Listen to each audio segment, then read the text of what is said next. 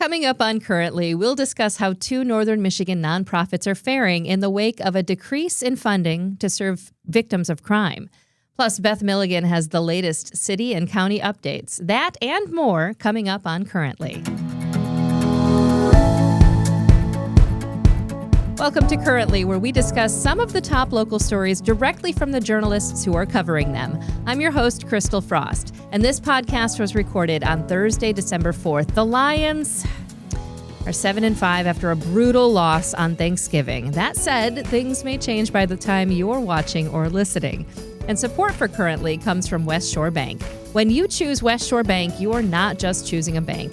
You are choosing a partner committed to the well-being of our community, and you can visit them today on 8th Street in Traverse City or at westshorebank.com.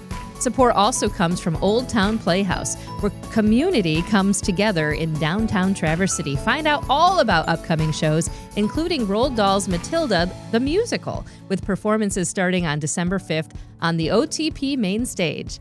Support also comes from the Coin Slot Arcade Bar in Traverse City. It's a chill hangout boasting a variety of beer, live music, and pinball, and I'll be there later tonight. We are very excited to welcome back the amazing Jillian Manning, editor of the beloved publication, The Northern Express. Welcome. Thank you. Thank you for having me back. So happy to have you back. And of course, as always, right here, ride or die, Beth Milligan, Traverse City Ticker, head writer. She has a plaque. She has a medallion. You don't wear the medallion. Oh, I think I prefer to be humble. I have it hanging in my bathroom. That's a better way to do it. He keeps the medallion like where people keep their Oscars. Yeah, of course. Yeah, of course. I'm super excited to have you both here, and I'm really excited about this show today. We're going to dig into your very special issue, Jillian, which is the Pay It Forward, Give It Back issue. Mm-hmm. Can you talk a little bit about why, that issue in general and like what your focus is? Yeah. So it's the first time we've done it, at least under these particular terms. And it was something I was really excited about to add to our editorial calendar. So it's all about nonprofits. So every story, every feature, all about nonprofits in our area. And some of it, the happy good news, some of it, the struggles that they're facing, but really wanted to showcase, it's everything from land conservancies to the Women's Resource Center to folks that are working against hunger, homelessness, and also then the arts, giving us the light and the joy. So these are some of the most important organizations in our community, and we wanted to give them a big old spotlight. One thing that I think I forget, I know this, but I forget that you have a coverage area with the Northern Express of 13 counties. Don't make me list them because I will always forget one. It's like naming the states. There's always one that will keep you up at night. Yeah. But yes, it's a big region, and a lot of these organizations serve many counties. And some of them are a little bit smaller. Some of them are huge and serve 10 counties or more. But yeah, it's Northern Michigan. I think we stick together, and it's beautiful to be able to share the word of what's happening. Well, we're going to start by talking about something that's really near and dear to my heart. And those are organizations that help victims of crimes. They help women and children and other victims. And 2 of those organizations, both the Women's Resource Center and the Traverse Bay Children's Advocacy Center, have been so important to me. And in particular, though, the way these organizations are funded has always led to a little bit of worry, concern. So why don't we dig into the story that you wrote, Jillian, about how, these organizations have to fight harder as these dwindling funds from something called the Victims of Crime Act, which is a lot of people just refer to it as VOCA, how this is affecting their programming. Absolutely. So I had actually just been learning more about VOCA recently. I knew that it existed, but didn't know that it was something that's actually in a bit of jeopardy and has been for a number of years. And essentially what happens is when these crimes are committed, when these folks go to court, money goes into this fund, the Crime Victims Fund, and then that helps to pay out to advocacy centers, to resource centers, to all kinds of organizations that help people that have survived abuse and trauma. And what's been happening in the last 6-7 years, and even before that, they were starting to see some, kind of dwindling, but now it's really starting to become more and more difficult to get that funding into the act or into the fund itself, let alone to get it to those organizations. So let me just make sure I'm understanding this. Yeah. Somebody commits a crime. That crime is then prosecuted. That individual if found guilty of the crime, has to pay a victim's impact fund. So that piece of funding, there's a lot of other, I'm sure a lot of other fines they have to pay. Yes. But that little piece of funding then goes into this very, small, this pool, essentially, to fund people across and organizations across the state from these little impact fund, kind of line items after you commit a crime. Yeah. And there's sort of, there's the Michigan-based version of that. There's the national-based version of it.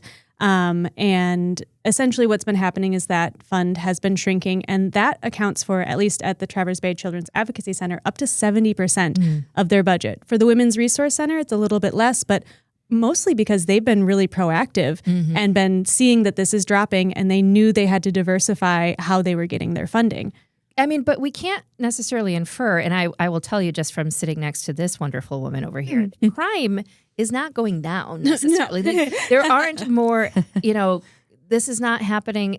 It doesn't mean that fewer crimes are taking place that involve abuse victims. Right. So what's happening? Well, it's a number of things, but one of the big things is that certain crimes aren't going all the way to court. They're being settled out of court, and when that happens, instead of going to VOCA, the money goes to the U.S. Treasury. So, which could be good, could be bad, but it's not going to support those same people that have been harmed along the way. Okay. And so those organizations then don't get access to that money. Sometimes there's also, crimes that aren't prosecuted for years and years. There are all kinds of factors that can feed into it, but a lot of it has just created these challenges that we're now seeing in our community as our organizations have to make up the funding that no longer is coming to them from the state or federal government. Because ostensibly, these victims of crime still need the support. Oh, absolutely. Right? Yeah, and I think, to Jillian's point, there's the complicated relationship between the federal and the state funding for this program. I think on a federal level, there's been a really large drop in the prosecution of white-collar financial crimes under the current administration, and that has been, in the past, a large source of revenue on a federal level, and then there's a relationship with the states as well. So that's one area that we're seeing the funding drop come from. Yeah, very interesting. So is it fair to say that even if they're settled out of court, is this in terms of a plea bargain, or does that funding eventually come back? Well, that I'm not 100% sure on. Okay. It probably depends on the case and how they settle. But yeah, it is something that has, I was reading about, there's an organization called Together for the Girls, and they have found that it has been since, I think they tracked since about 2018, 2019, just shrinking year after year. And there isn't anything that's coming in place of it. However, people do want to put something in place of it. So there's actually a bill that has been languishing for 9 months that would help fill the gap of that funding, at least for another couple years, so that when these organizations think they have a budget to work on, that budget will actually be fulfilled and those services can be provided. But for whatever reason, that has not moved forward, even though, let me check my numbers here, I think it had signatures from bipartisan support except for 3 states. Oh. So, and I'm sure those states would change their mind if they knew, if they were paying the right amount of attention. But it was sort of wild to think that there's a solution sitting here. There it is, 322 bipartisan co-sponsors. Okay. Nothing has been done about it. And if the year ends and it doesn't get through, they have to start fresh in 2026. Yeah, I know you were talking to the CEO of the Traverse Bay Children's Advocacy Center, Lander, about that. And really this bill, though, it was really looking to provide not long-term, this was temporary additional deposits through 2029. Yep. Until another plan can maybe be put in its place. Yeah, a bit of a stopgap. I know a lot of it. You mentioned the Women's Resource Center. As you acknowledged, there has been a steady decrease in these funds coming through and going into the organizations year after year since 2018, 2019. And the Women's Resource Center has really, as you pointed out, stepped up and diversified. I think it's difficult to think that any organization can run solely, especially an organization like the Women's Resource Center that runs shelters, right, that has a lot of different programming. The Traverse Bay CAC, pretty relatively lean organization, but still, 20 or so staff, people who are working there. Yeah. So, it's kind of hard to think that all of the funding is going to come from independent donors. Right. But they are trying. Yes. Or, for the Women's Resource Center, they have their thrift shops. Oh, yeah. And that's not something every organization can do. We couldn't have, every nonprofit has a thrift store. There just wouldn't be room for that in town. Right. So that, obviously, that's a huge part of their, revenue that comes through that they can then put toward their services. Mm-hmm. But yes, I think, people have long said, oh, if federal funding or grants go away, donors, from the community will step up. And there are so many generous people in our community. I don't want to, put any shade on that. That is very true here in Northern Michigan. But if every single person tried to fund every single nonprofit in the country, those nonprofits would last a month, maybe two. Ooh. There's just, and that's a real statistic. There just is not enough money in our pockets that we can give to make that a reality. Mm-hmm. That's very true. And yet at the same time, I think something interesting that Lander said in this piece was that every little bit counts. Yeah. So even if every person who lived in Grand Traverse County alone donated $1, you'd have roughly $100,000. Right, exactly. Right? So that'd be great, right? Yeah. So it's an interesting balance, right? Like you want to keep people engaged and you want to keep them supporting, but you also need that other piece of the puzzle. You need to have both. It's symbiotic. Yeah. Yeah. I'm wondering, and I don't know, Beth, you've covered a lot of these stories, especially about organizations that are dealing with, needing like a funding gap. And one thing you said in your piece, Jillian, was that the Traverse Bay Children's Advocacy Center is looking at a $250,000 funding gap right now, which they're working with donors to try to match that. Mm-hmm. Have you come across when organizations get into these issues time and time again? That hasn't happened with the CAC. I'm not saying that. Mm-hmm. But as you see a funding gap year over year, that maybe the donors go, hey, what are we going to actually do to fix this problem? Yeah, I think it certainly drives internal conversations about like the sustainability of your funding sources. Mm-hmm. Whether it's a tricky thing for any organization that gets overly reliant on grant funding, especially when you end up being in a political climate like the one we're in now, where grant funding becomes, the first thing on the chopping block.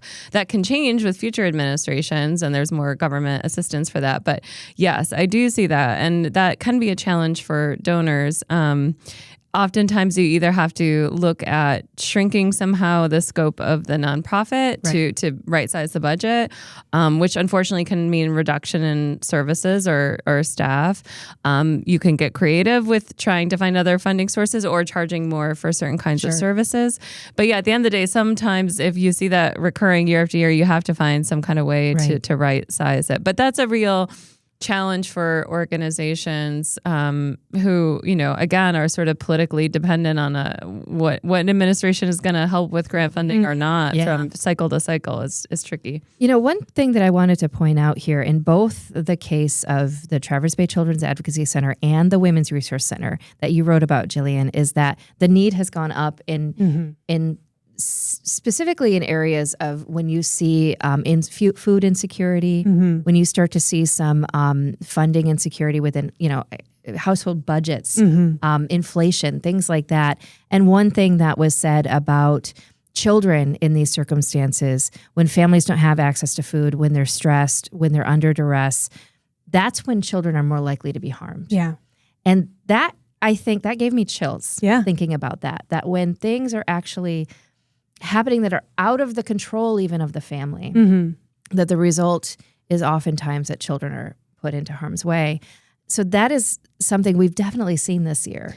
We've seen a huge food insecurity, and Jill, the Women's Resource Center actually pointed out that they had a 24% increase in need because of some of this food insecurity and some of these other financial insecurities. So that is something that I don't know that everyone really maybe puts together in the equation of when people are struggling, that's when harm happens. That's when you get more abuse survivors. Yeah.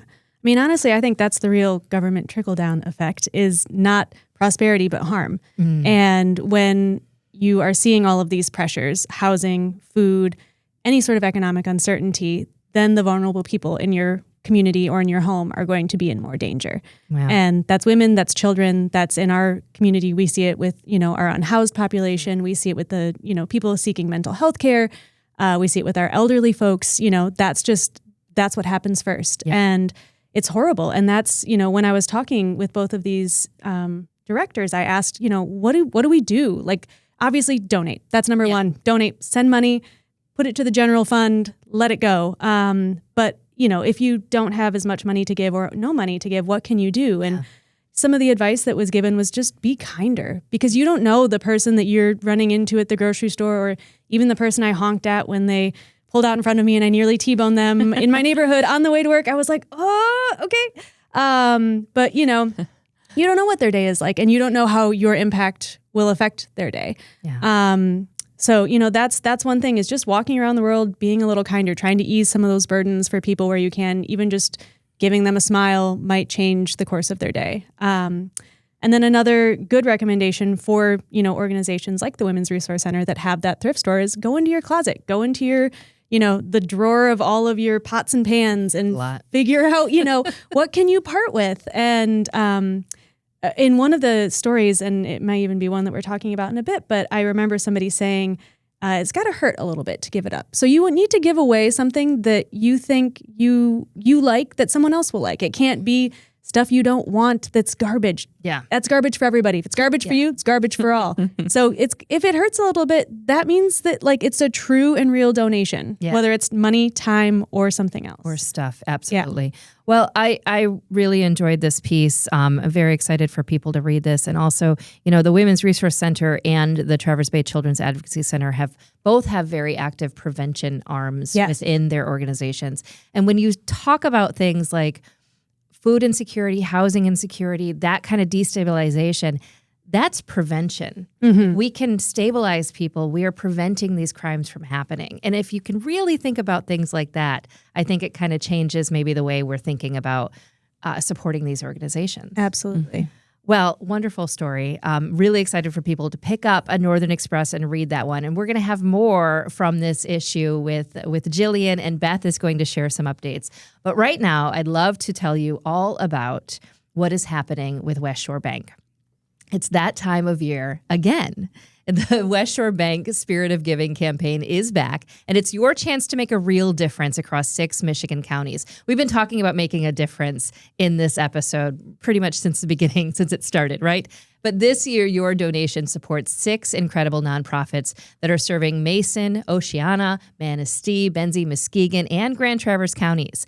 All sorts of wonderful causes, from helping kids and seniors to fighting cancer and supporting families in need. Every single dollar goes directly to those organizations, making our communities stronger. And here is the best part. West Shore Bank is going to add $1,000 per county. That's $6,000 total. And if you're a first-time Giving Center donor, West Shore Bank will match your gift up to $25. Donating is easy. Simply log into your WSB Touch app, select your amount, and your gift is automatically split among all 6 nonprofits. So let's spread some holiday cheer and make a lasting impact. Visit westshorebank.com to learn more and to give today. Terms and conditions may apply.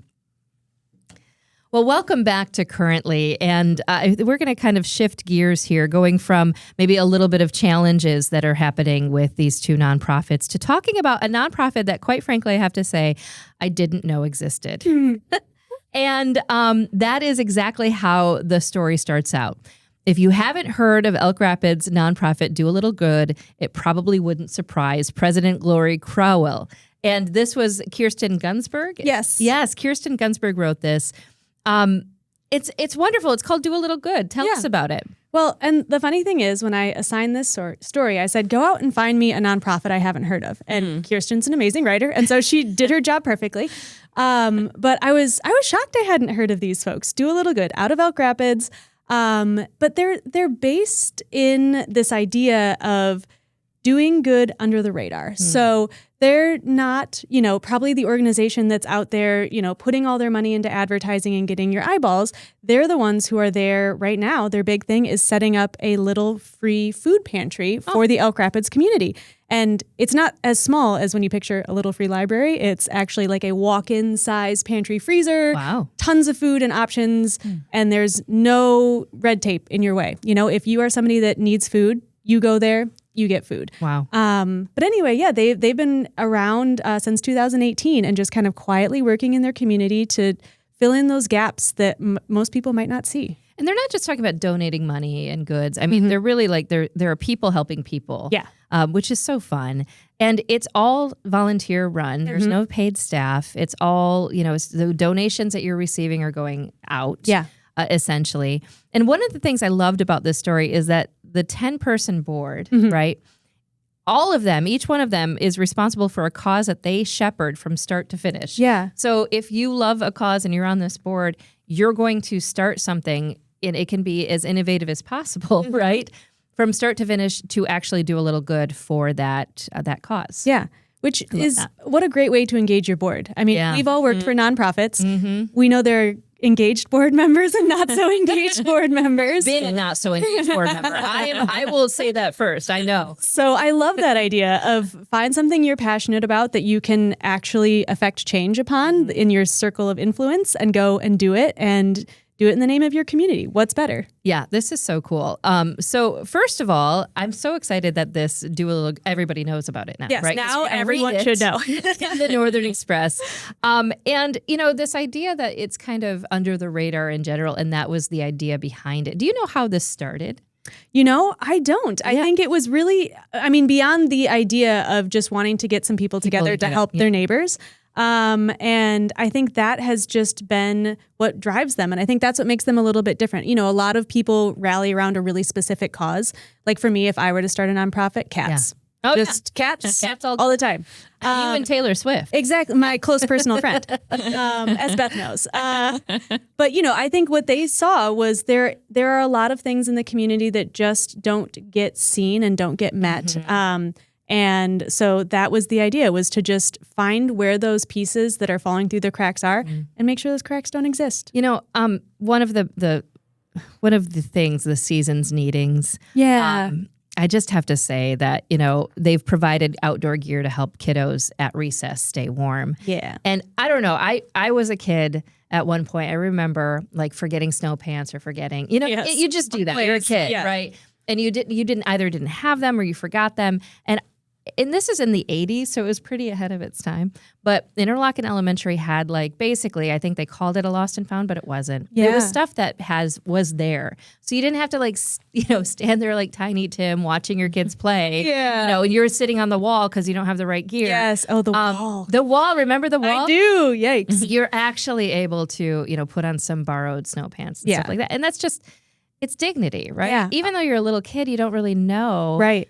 They're allowing you to not have people going, hey, wait, you don't have any boots? Yeah, right. I love that. Yes. That's so impactful. Oh, yeah. And this year, their Seasons Needing project is all about teenagers. Oh. And that's where you might feel it more, right? Like not when you're 6 or 7, but when you're 16 or 17.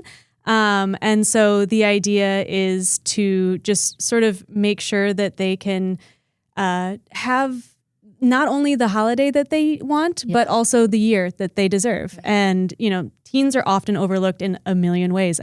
From the spaces where they can hang out to their place in their family when they might feel misunderstood and just want to slam the door. Because parents just don't understand. No. Okay? No one understood me. We all remember. I'm now easily understood, but not then. Yeah. So anyway, it is an opportunity. You can go and pull a tag off the tree at the Elk Rapids District Library. Cool. And there's a wish list that has something that they want, something they need, and a few fun extras.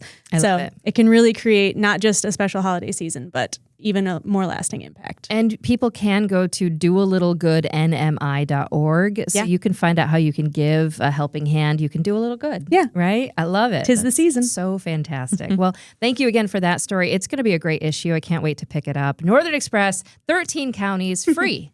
Free. Absolutely free. Free. Just pick it up. On newsstands starting Saturday for this particular issue. And online, northernexpress.com. That is great. We're going to shift gears and go into some county and city news. And Beth, are you ready for this? I am ready. First of all, we have a new permanent city manager. congratulations going out to Benjamin Marentet. I've known Benjamin for 21 years. We were both graduates in the Leadership Grand Traverse class of 2004. Wow. So yes, we were in that class together. And just watching his career blossom has just been amazing. Yes, he was, the city commission voted unanimously on Monday night to appoint him as the permanent city manager. He's been serving as an interim city manager since July. This is obviously the top staff position in the city. He was a city clerk before then. He has had, while he has served as interim, 2 positive performance reviews. And when the board was approving this, first of all, they felt like this is a strong internal candidate. They're trying to promote a culture of promoting from within in the city. They felt it would be bad for morale to go through an extensive search process when they already have a good candidate in the role. It's also very expensive to do a search process. It typically takes several months. It costs tens of thousands of dollars. But also because of, I think, Benjamin's reviews. And, I reviewed these. They were in the packet. Available for the public to see. But it wasn't just commission feedback, it was staff. The city has gone through a challenging last couple of years. They've had kind of a rotating door of city managers, some who have left under negative circumstances or sort of, without a lot of information available to the public. There's been a lot of turnover, and there's been some tensions on the commission itself with just different views on that board and interactions with staff. So I think what I have heard from city commissioners and from staff is that Benjamin has been a steady hand at the helm. There's a lot more feeling of transparency and hopefulness. Staff who said they were thinking about quitting early this year are staying at this city now. So it's been a really good turnaround. And I think it's been an interesting journey for Benjamin himself. He was offered the position of city manager 2 years ago and turned it down. At the time, he wanted to stay the city clerk. I don't think he felt quite ready for that role. It's a very public role that has a lot of scrutiny to it, a lot of pressure. And very demanding. Very demanding. And it can eat people alive. It's a role that, if you don't have really good work-life balance and boundaries, it can completely take over your life. I've covered a lot of city managers and county administrators, and it's challenging. But he did go through professional coaching, and he said when he accepted this interim role, he wanted to be permanent, and now moving into the permanent role, he feels like he has the right system in place to kind of protect those boundaries. He has regular check-ins with commissioners. It's not just an annual review. They're looking at quarterly reviews just to make sure if things start to go off track, they can be working to get on the same page together. So he's ready to move forward in that role. Love that. And you can read all about that in the Traverse City Ticker. At traverseticker.com. Speaking of, let's talk about today's story. Because we're all watching and listening to this on a Friday. Yes, this will be coming out on Friday. And we have some updates. The airport bonding project went through. It did. Yes. This was a mega meeting, I would say. They happen in government sometimes, and often they happen with the county because the county has a lot of business to do. This was a 700-page packet for the agenda on Wednesday. 700? And almost a 4-hour meeting. So it was quite long. But so we just highlighted a couple key things that came out of that meeting. The biggest one, of course, and the one that had the most discussion time was the airport bonding. The board did narrowly vote to approve this. It was a 5-4 vote. The 5 Republicans on the board were in support. The 4 Democrats were not. So it did pass. This is essentially pledging the county's full faith and credit for up to $71 million in bonds for Cherry Capital Airport's expansion, which is supposed to start in the spring. It's a $120 million project. So just to clarify for folks who haven't been covering it as closely, the county isn't lending any money to the airport. It's not taxpayer money. It's the county is essentially lending its bond rating to the airport to be able to take out its own debt for the project. Kind of like a cosigner. It's like a cosigner. That's a good layman's way of describing it. However, it is not without risk. Just like a cosigner, if the airport for some reason wasn't able to make a bond payment, it would fall to the county to do that. It also, so that was one main issue that there was a lot of debate about of what the financial risk is to the county if it had to cover for the airport. The airport feels very confident in its revenue projections and its ability to pay these bonds, but still, that is a reality that the county would be liable. The other issue that came up was there's only so much debt that the county can back before its bond rating goes down.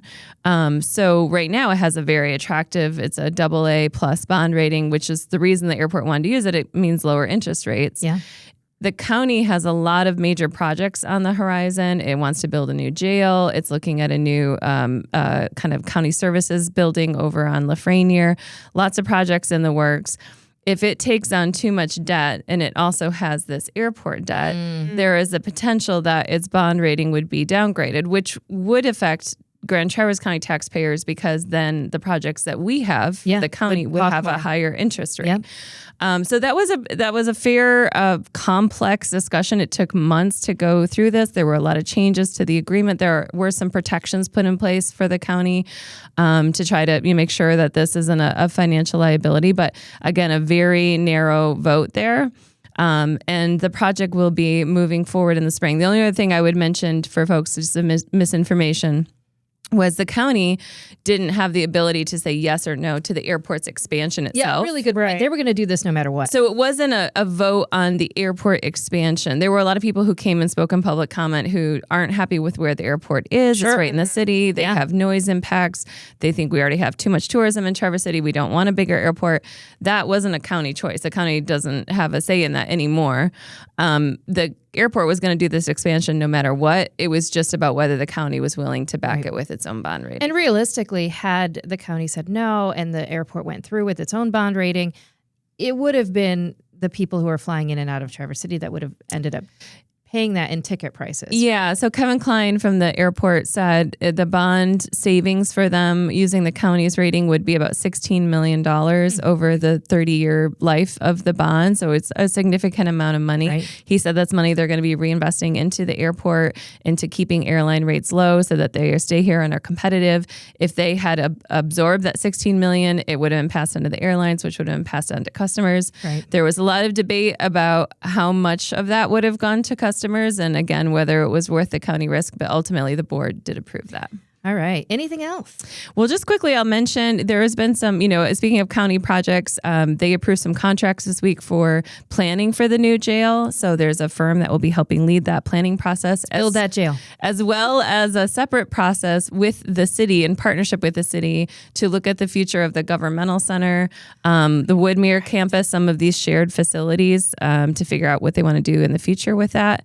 And there was also an update on Project Alpha, the expansion of the Lafreniere campus the county is working on, just kind of getting closer to a final design. They're hoping to maybe break ground on that project in the spring. Yeah. And I really want to keep the governmental center building. I don't know why. Am I the only person here that loves that architecture? It's very brutalist. It's brutalist. People have mixed feelings about it. When you walk in there, I'm just like, am I in trouble? I like that feeling. I like it. This might be something to talk about with your therapist, but everyone else is like, it's so brutalist. I don't like it. I'm like, I think it's great. It certainly is a prime location, and yes, it is. a very, it's a valuable piece of property on the river. So whether they stay there, redesign it, rebuild it, that's all up for discussion. And it's just like, welcome to the government center. I don't know. I think it's kind of Stalin-esque, but yeah. It's like, okay, Stalin-esque. I like it.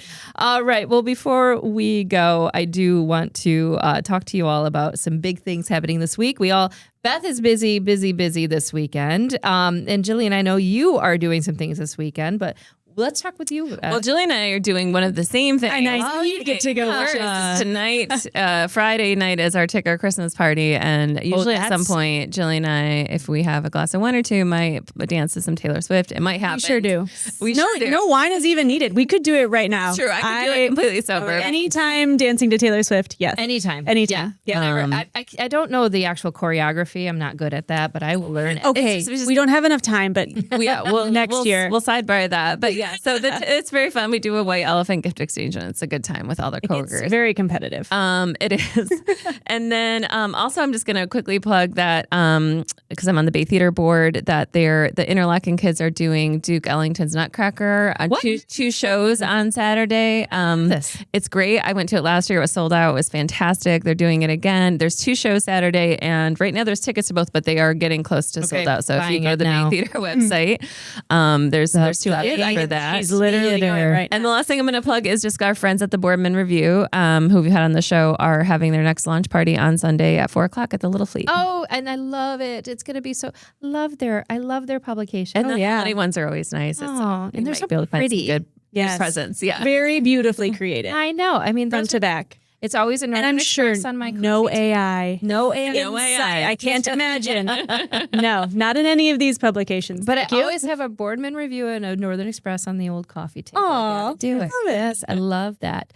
Well, I not nearly as cool as you, Beth, but I am excited. I'm dragging my husband Jordan, who is my shopping buddy. We are going to the Grand Traverse Resort tomorrow, Saturday, for the Traverse City Shop and Sit. Oh, of course. That's So, a big event. It's really a cool event. It's a huge showcase of the best independent artisans that are displaying handmade goods. So Yeah. you're looking for a gift that is like, Michigan made, maker made, and, supports local makers. It's totally cool. Plus there's wine and food.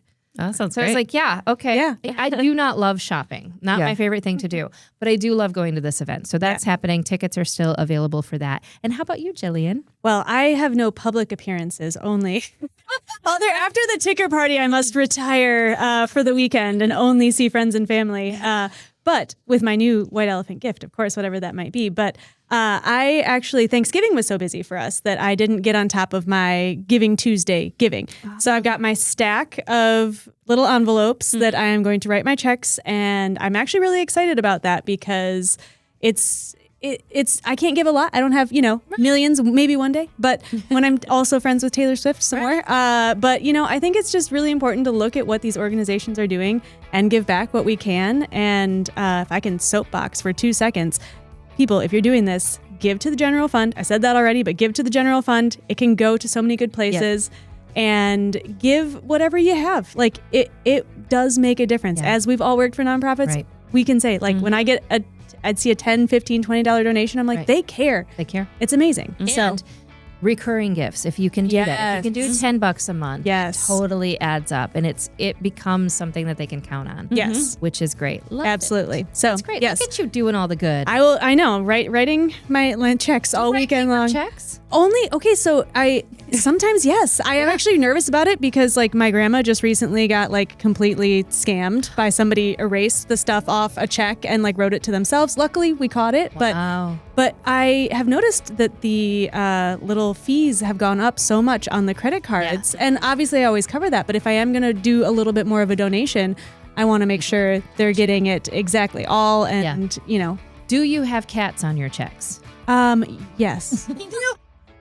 And on my stamps and on my return label address. And on your laps. For therapy, perhaps. Exactly. No, I love. Sorry, you love the I cats. love cats. And her 2 cats. I know, I do. I love my cats. Yes, there was like National Cat Day, and I did this little video for Currently, and I said, Beth, can you send me pictures of you and your cats? And she was just like, stay tuned, but a lot is gonna come. Yeah, and then I you kept sent sending about you one like every 3 minutes. Yeah, it was perfect. I loved it. Well, thank you for this very special episode of Currently, and I love talking about the nonprofits. Love talking about how everyone has a chance to give back in some way. And thank you so much for keeping us up to date on these city and county projects. I'm really excited. Next week, it's going to be, I think it's just you and me next week. Yeah. Yeah, Okay. baby. Just you and me. Yeah. But thank you so much to Beth and Jillian for another informative and entertaining episode of Currently. Now, we're going to be back next week. Be sure to subscribe to the show on all the platforms at christalfrost.com. Follow us on social media. We're like everywhere. You can subscribe to Currently with Christal Frost wherever you get your podcasts. You can also watch the full show, watch it on YouTube and on Facebook. Currently is a Compass Local podcast produced by the one and only Pancake Boy Productions in Traverse City, Michigan. Big thanks to our sponsors, Old Town Playhouse and the Coin Slot, and to our lead supporter, West Shore Bank. We'll see you next week.